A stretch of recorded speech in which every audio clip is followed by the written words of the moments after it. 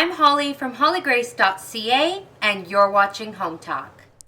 To begin my project, I took this $4 plastic planter pot and I took it outside and I spray painted it with this Almond Color Master spray paint and let that dry, and then I followed it up with this Rust-Oleum Accent Stone spray paint. The almond paint was just a primer first to spray my pot, and then the stone covered the entire pot very nicely. And then I'm left with this nice textured pot.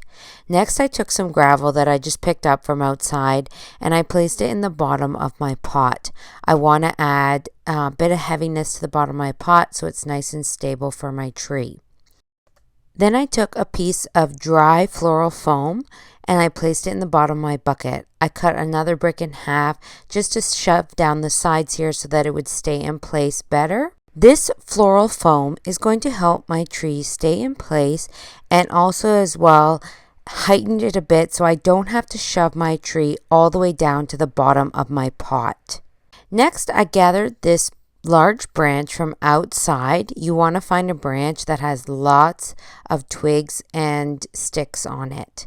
Then I took these artificial cherry blossom flowers and I used my hot glue gun to glue them onto the twigs. I tried to replicate a real cherry blossom tree as best I could by finding images online.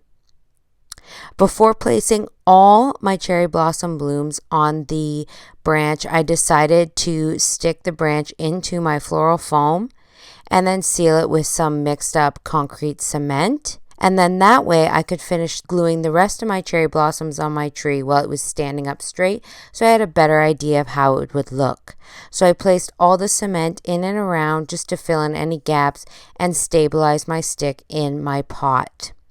I let the cement set fully and then I continued gluing on the cherry blossom flowers.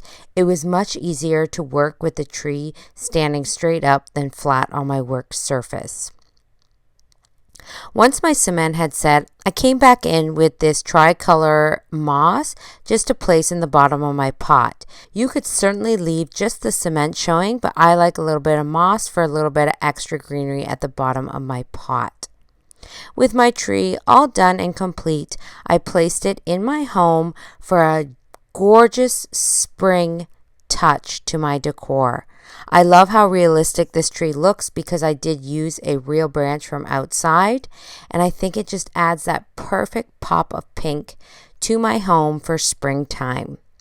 You can replicate this DIY with any kind of florals or blooms or leaves that you like. I hope that this DIY inspires you to get creative with stuff that you can find in and around outside. Thanks so much for tuning in, and we'll see you on another video.